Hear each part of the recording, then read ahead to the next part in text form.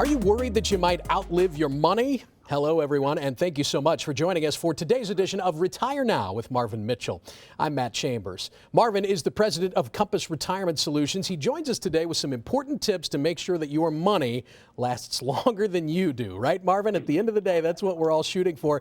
And it starts, Absolutely. Yeah, it starts with a question that we don't want to ask, but honestly, when you're retirement planning, you have to ask, how long do you expect to live, right? That's the key factor. I mean, if you told me I can be the best financial advisor in the universe if you told me the exact day that you were going to die, in the future. Now, most people, hopefully they can't tell me that date, right? So with that being said, we have to plan for the good, the bad, and the ugly. We want a recession-proof type of retirement plan. And the way that we build that is to build a plan where we minimize your risk without sacrificing your growth.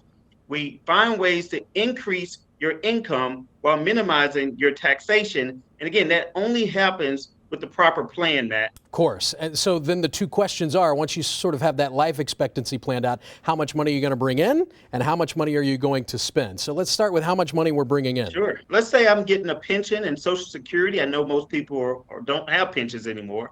But if you get a pension, let's say $30,000, and you're getting Social Security $25,000, so far that's $55,000, but you're spending $90,000. Well, that tells me that you have an income gap of about maybe $35,000 or so. So what are you going to do to fill that income gap? Well, most of the time it has to come from your portfolio.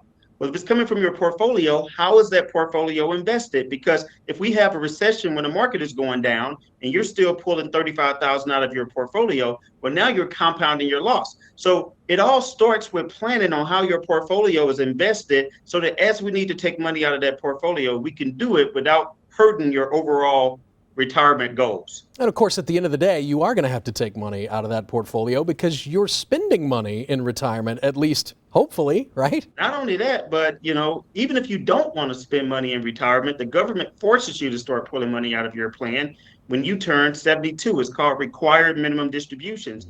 And if you don't plan now, if taxes increase, that means, again, less money in your pocket. So we want to take care of those three things. We need a plan. We need to know how much income you're bringing in and how much you're spending. So we break this down in my book, Retire Early, the 9 critical decisions when retiring before the age of 65.